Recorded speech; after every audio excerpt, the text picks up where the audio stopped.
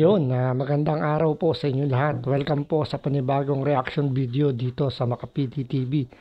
Ngayon ito pag-usapan po natin itong breaking news na to na yung posibilidad na tumakbo raw sa Senado yung tatlong Duterte. So ito, galing to kay VP Sara. So malaking balita na naman itong pinaputok ni VP Sara aside dun sa pag-resign niya.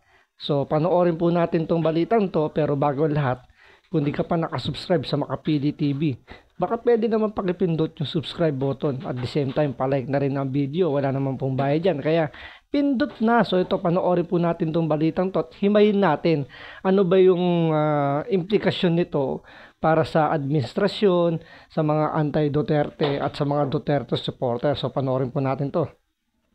Marahil isa po kayo sa mga nagulat sa anunsyo ni VP Sara Duterte na tatlong Duterte ang nagbabalak tumakbo sa pagkasenador sa 2025 elections. Yan po sina dating Pangulong Duterte at ang ngayong Congressman Paulo Duterte at ang ngayon Mayor ng Davao City na si Baste Duterte. Sa totoo lang, malaki po ang chance nila makapasok sa Magic 12 sa 2025, lalo't ang taas ng mga Duterte brand sa mga ratings. Nako, dahil sa balitang yan, mas lalong maaaning ang mga nasa administrasyon, yung mga anti-Duterte, at siyempre magbubunyi yung mga Duterte supporter dahil malaki yung posibilidad talaga na makapasok itong tatlong Duterteng to. Kasi kitang-kita naman kasi sino yung mas kumbaga yung naipo-project na na image ng mga Duterte is talagang, alam niyo yung dikit sa masang Pilipino. So alam nila yung nangyayari sa grounds. Alam nila yung pakiramdam ng mga may hirap nating kababayan. Hindi kagaya kasi ngayon na parang ang mas nabibigyan ng pabor yung mga malalapit na kaibigan ng administrasyon na to. Andyan yung importation ng bigas. Kita nyo naman, di ba? Binaba nila yung taripa ng pag-i-import ng bigas. So sino ba yung kumbaga ginagamit lang yung mga may hirap para sa kanilang political agenda?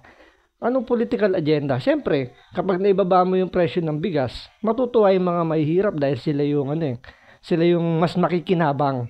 So sila yung mas binibigyan ng prioridad kahit na ang target lang nila doon sa pagbebenta ng murang bigas yung mga piling sector lang, tulad ng mga senior citizen, yung mga miyembro ng 4Ps, yung mga talagang sabihin natin mga mas nangangailangan daw ng mga talagang ng tulong. Pero nasasagasaan naman yung yung kumbaga naisasakripisyo naman yung mga magsasaka na sila yung sasalo ng ng pahirap ng pagbaba ng taripa, which is talagang hindi nila maibebenta yung kanilang mga bigas ng gusto nilang presyo. Siyempre gumasos yung mga yan. So makikita nyo doon na talagang yung ginagamit ng administrasyon nito is more on political agenda lang. So ito yung advantage kasi ng mga Duterte na talagang nararamdaman nila hanggang sa yung pinakababa, yung pinakabinibigyan nila ng importansya. So talagang binabalanse. Kaya masasabi natin malaki yung posibilidad talaga na makapasok tong mga Duterte. So yan yung magiging kumbaga diyan na naman mapapraning itong mga anti-Duterte at yung mga Marcos, mga administration supporter. Dahil nga, biruin mo, tatlo kaagad yung pipwesto sa Senado. Wala pa dyan yung mga supporter nila na yung mga kadikit lang senador.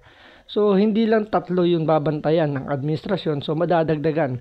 So, lalong iiyak itong mga anti-Duterte. Siyempre, mga Duterte supporter talagang nagpapalakpakan at kulang na lang siguro mag-party-party dyan sa Get Lee dahil nga magandang balita to para sa kanila.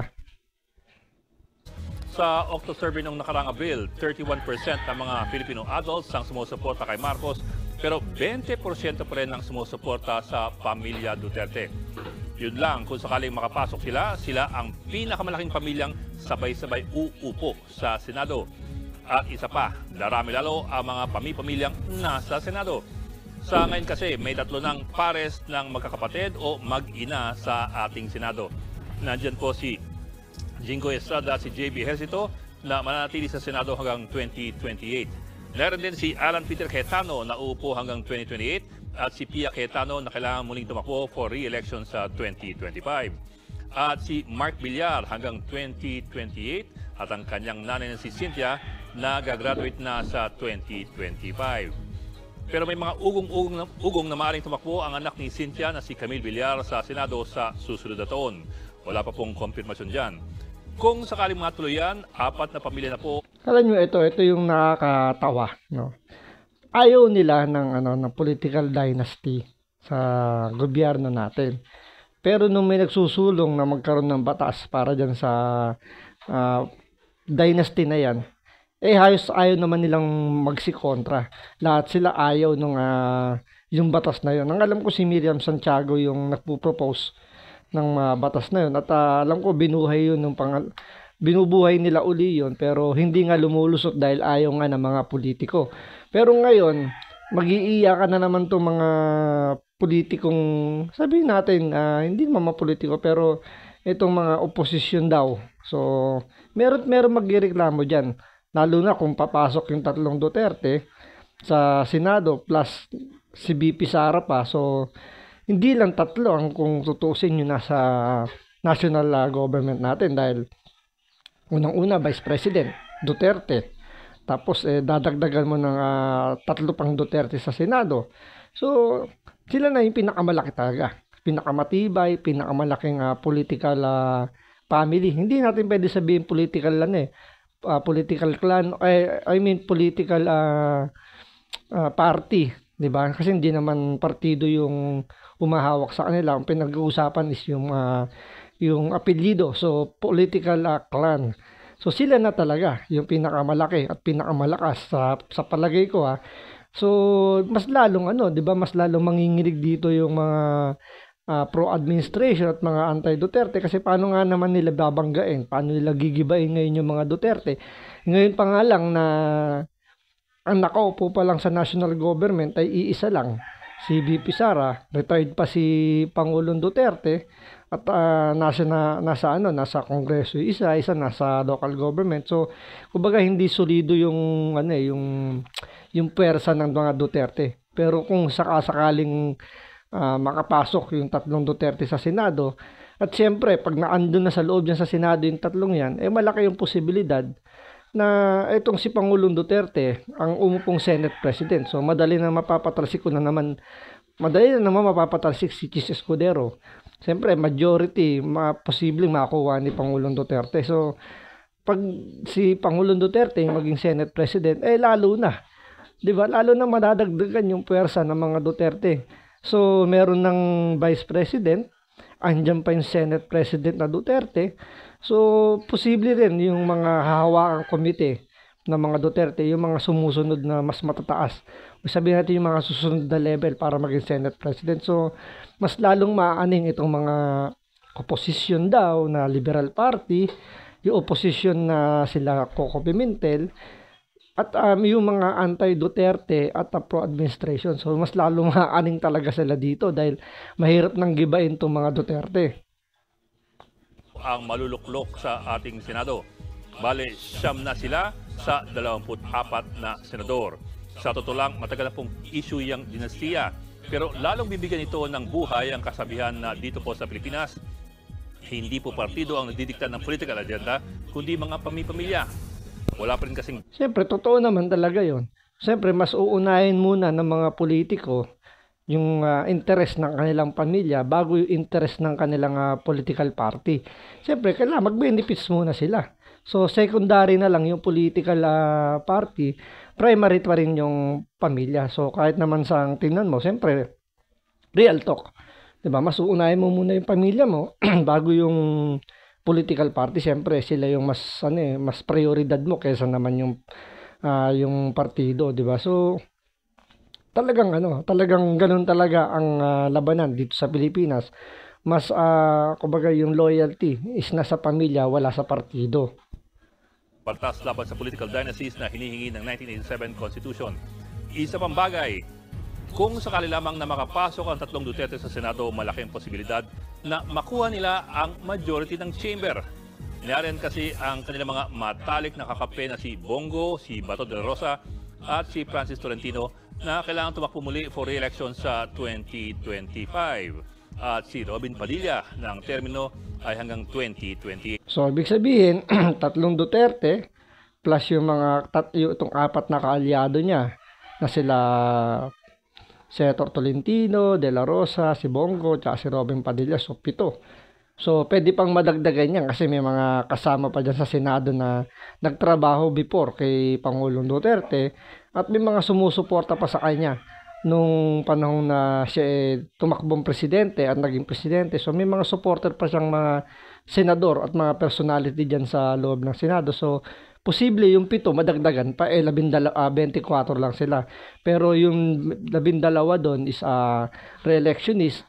So parang lumalabas, kalahati, 12 lang yung kailangan ng mga Duterte. Kung sakali kung sino man 12 lang ang kailangan ng isang senador para makuha niya yung majority ng Senado. So, medyo madali kasi kung dito 7 na agad sila eh.